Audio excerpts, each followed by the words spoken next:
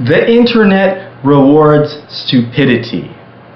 And it rewards simple things too, which aren't always to be confused with stupidity. Stupid things can be simple, but there are a lot of wonderful little grains of truth that are out there.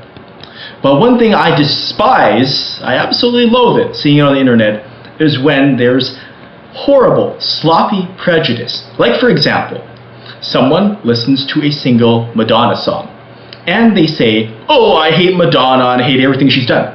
Well, that is stupid, and it is simple. It's simple because it was a very blunt statement. You can't really dig into that or make more sense of it, nor would I want to. It's stupid because this person has listened to one Madonna song. They, in all scientific terms, they do not have an empirical analysis of what she's done. Do they have to? No, but then they shouldn't have made that statement to begin with. It was wasteful. And I think I've seen this a lot. With my own sorts of electronic music subgenres that I'm particularly interested in, I've seen this a lot with drum and bass. Drum and bass is a very, very intriguing music style because it has very, very meticulously programmed breakbeats, often, for the most part. They get sampled, they get chopped up. However, it also has a lack, I generalize here, of song structure. So when someone comes in, like Pendulum, they get very, very popular for putting a conventional song structure, for putting rock guitars in it, they quickly get criticized. Now, I think that's a stupid thing to do. And you're saying, hey, wait, Torley, people have subjective opinions. Yes, they do. But as well, I see when someone is making an opinion that is not just uninformed, but they haven't done their own time and research to investigate it, to invest themselves behind that opinion, it's baseless. And again, the internet would be richer without it.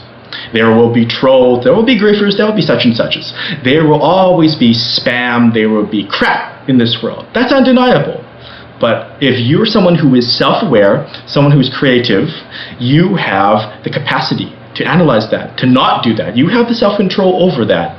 And that is why I enjoy subjecting people to psychological tests. And by this, I don't mean going to a big brainwash machine and rigging them up and whatnot, giving them electric shocks. It's no Stanford prison experiment. It's much more simple and not sinister. It's a simple matter of putting questions out there which elicit someone's responses. And then I can tell a great deal about them. Malcolm Gladwell, in all his sociological glory, might like something like that. But myself, I'm considerably simpler, but not stupid in that front, even though I'm always learning.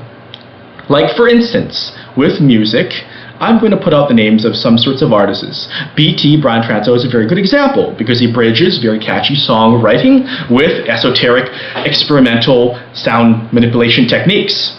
But someone who dismisses him as just be working with NSYNC, that is completely missing the point. It's not only missing the point, it's useless, it's slop. And music is a very good example of using these types of questions because music is understood by so many. It is so ingrained with pop culture. Steve Jobs was really into it when he introduced iPods. And of course, he wasn't the only guy to envision that. Jonathan Ive, the whole team at Apple. But when we look at these concepts, when we look at what is really useful, I would prefer to share wonderful music that bridges catchy songwriting, okay, on here, catchy songwriting, with the sort of weirdness, perhaps a tonal dissonance or weird synthesizer sounds, and combines them. Because that is a sign that the artist is a bridger. They do not divide, they unite. Just like global ambassadors, we bring cultures together. We don't break them apart. We don't cause wars with people. We don't have civil wars amongst people who are in their hearts are like us. And we're all human beings. And that's what I have the highest respect for. People who bridge, people who combine, people who put things together, who take these disparate, what seems like it's not relevant, it's not connected, but in fact it is, and they put it together, they join, they unite, and they don't just make a better world, they make for better human beings by chopping that slop and uniting.